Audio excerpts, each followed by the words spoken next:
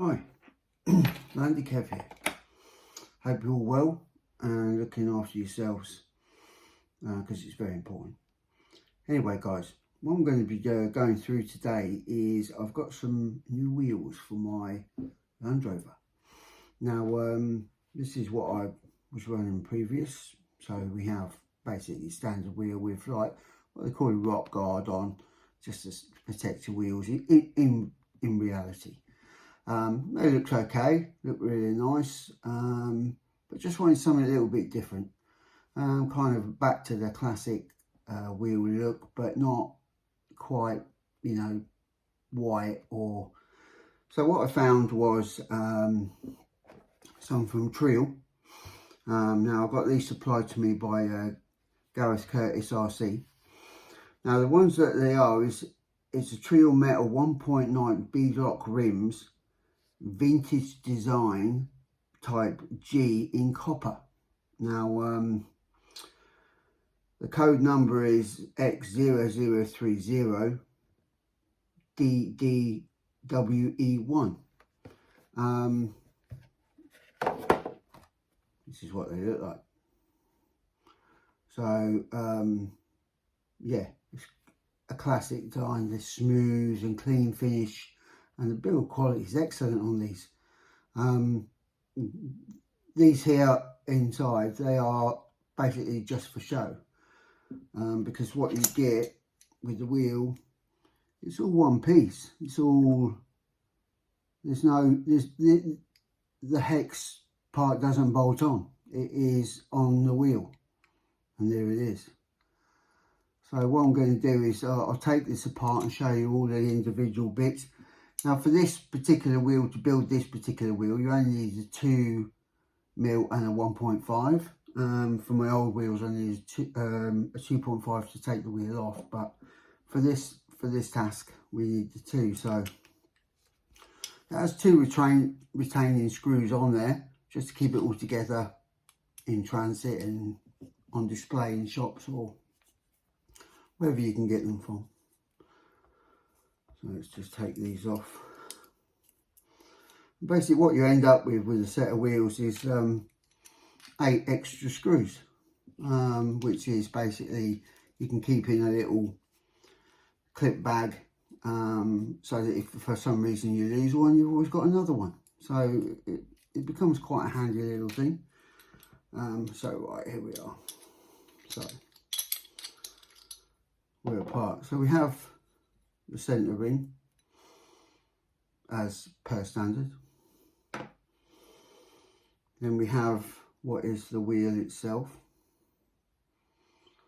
And like I say, this is all one piece. All of it's one piece. So yeah. And then what you get is the back plate to do on, which is, I mean, you know, it's just, the finish quality is exceptional. Really is. So what I'm going to do is take this wheel apart. Let's just that's not a good look, is it? So let's just get me out of shot a bit and see if we can get you guys into shot. There we go. Right, like I say, I need a 2.5 to take these off at the back. So if you've never done beadlocks before, a bit time consuming, but well worth the investment in time over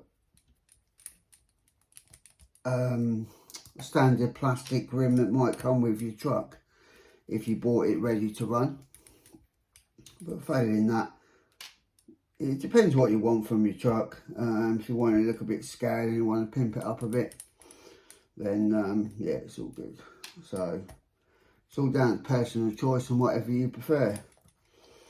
And also it's down to budget.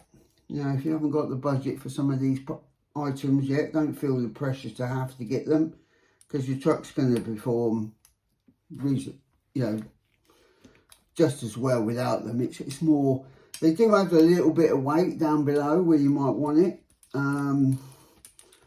because they are heavier than, you know, your standard wheel that will come with your ready to run truck, and even your kits, the kits have. So, right, that's out. So we're just left with our regular. What I do is I always clean my tyres when I'm putting new wheels in, just to make sure that, one, you're not getting loads of grit in between the, and it just seats better. And it's just better to handle them when you're doing it. You're not getting covered in some of the muck. It's not going everywhere, and that's what I prefer to do. So we'll put in the inner bit here. Like I say, if you've never done beadlocks before, you have to be quite forceful. You're not going to damage anything. You know, you just have to let it know who's in charge, kind of thing. Right, so what we've got is, so then what I'm one for, some of my friends will say I'm a bit anal, you know. So I like things to all match on every wheel that I do. So we're just making sure this is sitting properly on the tyre. Just make sure it's all like seated as best as possible. So there. And it's the back plate on. And it's the same kind of thing. Just try and get it lined up as best as possible, so that you've got minimal amount of movement. And just make sure it kind of sits down where it should do. There we are. So that all sits nice. So I know now I can sort of just do it up and it's ready to go. So this is where you now need your two, and you get your one bolt. Now what I like to do is go round in the opposites, just to spread the load so it's not all on one. So basically you're just doing one, I don't know if you can, yeah. Do it about halfway up. That's what I do, because it still has room. It's not putting too much stress on each, especially the first bolt that goes in. And like I say, go to the opposite end of it, just to spread that load out a bit, so that you don't either cross thread the thread in the hole, or yes, or break one of these bolts inside. It's probably going to be very rare that you do, but I just want to eliminate that chance, because I just don't need that kind of hassle, which I don't think anybody does. But so here we are. So we just do it in halfway, like I said. So it's done, and then basically what we'll do then is we'll go round and check the seating of the tyre, make sure that hasn't moved, and then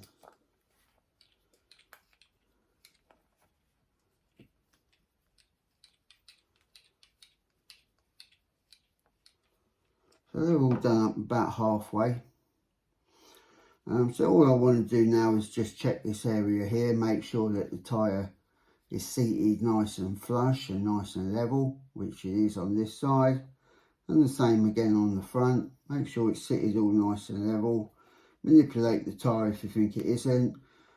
Just sort of, this is why I only do them like halfway up, just so they're just holding the back plate on. I'm happy with how that's seated now, and the position of where I want certain aspects of the wheel to be. So it's just a case of now doing this up all the way. And again, I still go round and do the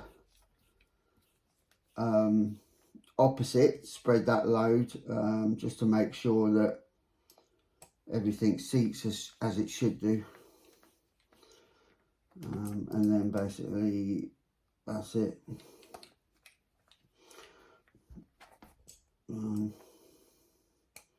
Yeah, when you first go to do beadlocks, you look at all of it, as in look at putting all them little screws in and think, oh my word. But basically, one of the best things I think you can buy when you get into this hobby is a small electric screwdriver type thing that you can have your hexes on, so that it just, yeah, because all you want to do is mostly do them up with that, and then you just finish it off with this at hand tight, so you can't over, and then you also don't strip the threads. So there we go, that wheel's done. So I now have 4 of them. What I'm going to do is pause and well, no, we missed something. So these are your decoration ones. These is to make it look like you've got wheel nuts in there, you know, so you just sort of like, you know, so these basically, there's no load involved in these. It is purely just cosmetic looks, but it does look good. So you can just go round in the circle and do them, because they are just basically just a little nip up. That's good enough. They're not under any load, so they shouldn't be coming out, not unless you're having a mare with it, your truck rattling. So all I would do then is just tiny drop of Loctite. Do I Loctite the screws and the wheels? I tend not to be honest, because there can just be a if you want to change your wheels, you can round the bolt off by trying to get it out because they're Loctite. So I think if you just, you know, if you're going for a day's crawling or whatever you do in RC, I think just give your wheels a quick check before you go, you know, or the night before or something like that. Just make sure everything's tight, and then you know, you should be all right. They only need to be hand tight. Any more than that and you're going to struggle to get them out, and therefore what's going to happen is, you know, you've rounded off bolts and you end up having to buy new tyres as well, because you just can't get this thing off. So that's why I don't Loctite mine. Some people will. It's all down to personal preference. And so they're in. So here we are. This is the finished article. Like I say, these are lush looking. So what I'm going to do is I'm going to pause you or stop this video and then attach the finished video of how they look on the truck, and we'll go from there. So I'll see you in a minute, guys. And here we are, guys. Finished wheels are on. Thinking they're looking pretty cool. So yeah, that's the kind of finished look I was looking for. I do like my wheels a little bit more stance than standard or stock, shall we say. I'm just going to tilt you guys all the way back up again so you can see my ugly mug. Whew, there we are. So yeah, very happy with that. It looks sweet on the truck, I have to say. Truck is a bit dirty, the whole truck, because of our being out yesterday, and I'll try and clean it later. But yeah, so overall the fit is really easy. They look amazing, I have to say. I really do like how they look. So yeah, thanks for watching. Hopefully this video was of interest to you. If it was, please consider subscribing. You know, share the video, hit the notification bell if you wish, so as soon as I do another video you kind of know if you like how I do with the videos. But yeah, everyone take care of yourselves, be kind to other people, and we'll see you soon. This is Landy Kev. Take care now.